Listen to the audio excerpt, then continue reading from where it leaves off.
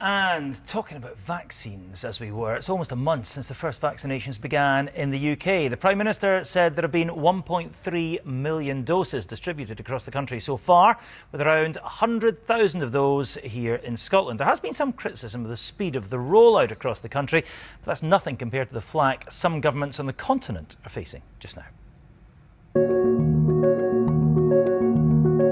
It's almost the stuff of fairy tales, a serum, a potion that'll save lives and economies around the world. They literally can't make this vaccine fast enough. More than 100,000 Scots have had their jabs so far, but with the new Oxford product now on stream, that pace should pick up. In fact, the UK is well ahead of most other countries in the rollout.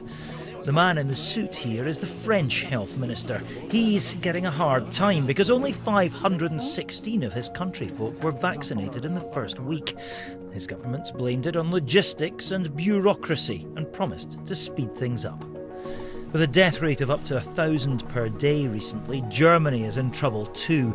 So far, almost 250,000 people there have been given the jab, but there are more than 1.3 million doses in the country, raising questions about the efficiency of the rollout there. And in the Netherlands, no one has been vaccinated yet. So, where is it working? Well, all eyes just now are on Israel. A small country, densely populated, it doesn't have the logistical problems some face, but still, it is doing this on a massive scale. 12% of the population have been vaccinated already. At this rate, they reckon they could emerge from the pandemic as soon as next month. Back here, the governments in Westminster and Holyrood have set themselves a time frame for this. It's pretty specific and ambitious, but if they can meet it, the end of 2021 will feel very different from the start. Well, the neoliberal think tank, the Adam Smith Institute, has just released a report on the UK's vaccination programme, and it's calling for a war effort in rolling it out, including suggesting the likes of drive-in vaccination centres and using the military to help out. Morgan Schondelmeier from the group is with us this evening, I'm pleased to say. Good evening, Morgan. Thanks for being with us. Just give us a bit more of an idea as to what you're looking for. Good evening. Thanks for having me. What the report really does is outline 22 main areas of improvement that we think that the government should investigate as a matter of urgency. Right now, we're vaccinating about 300,000 people per week.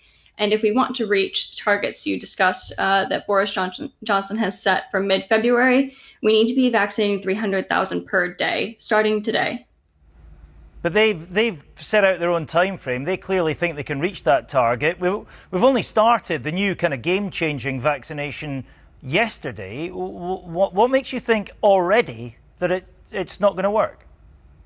It's not that already we don't think it's going to work, but we need to make sure that we're not resting on our laurels, and we need to make sure that we are investigating all possible avenues to get the vaccine. Give them a chance, Morgan.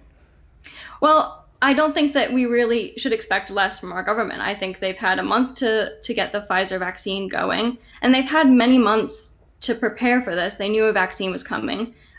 You have vaccine distribution every year for the flu vaccine, so it's not something new, it's not something novel. But hang on a minute. Are you saying that they're on target, aren't they? No, their own target is 1 million vaccinations per week, and we're at about 300,000. But we've only just come out of the phase of the Pfizer vaccine, which had to be stored at -70, and we're on to the Oxford AstraZeneca vaccine, which can be stored in fridges and was going to be the game changer. That went into the arms of people for the first time yesterday, so now is where it really has to ramp up. But they seem to reckon they can do it. You're suggesting things like going to drive-through vaccination centres, incentivising GPs to give as many as they possibly can, prizes for people, employees and centres, identifying best practice. I mean, this is a serious medical operation, isn't it? It is a serious medical operation, but beyond giving people the actual vaccination, we need to make sure that we're getting the vials to where they need to be. This is a logistic operation in many ways, and the government needs to make sure that they're using every possible avenue. One of the things you mentioned in our report, we talk about bringing in the armed forces. These are experienced logistic experts who have experience setting up field hospitals, setting up long logistic chains. These are the sorts of things that we need to be exploring. Have you seen the full detail of the government's rollout plans? We just had Jason Leach, who's Scotland's National Clinical Director, on the programme this evening, saying they are going to be using conference centres, sports stadia, all these kind of places to do it. It's not just going to be in GP surgeries. So do you know in detail exactly what the government are planning? I don't know every single detail. But yes, the talk that they are going to be using larger venues is encouraging.